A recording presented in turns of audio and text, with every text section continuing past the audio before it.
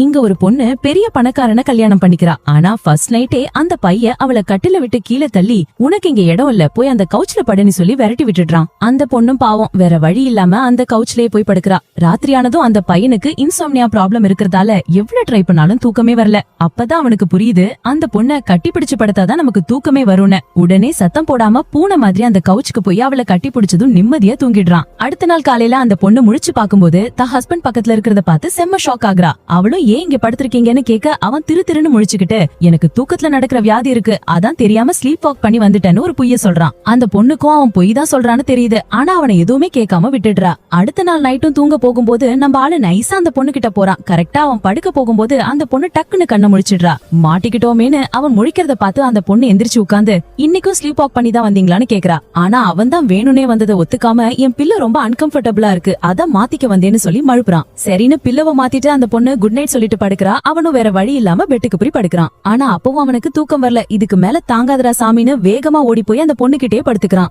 அவன் நல்லா தூங்குனதுக்கு அப்புறம் அந்த பொண்ணு கண்ணை திறந்து பாக்குறா. அவன் பண்றதெல்லாம் பார்த்து அவ ஜென்ட்லியா அவன் ஃபேஸ டச் பண்ணி ஃபீல் பண்றதோட இந்த வீடியோ முடிச்சிருக்காங்க.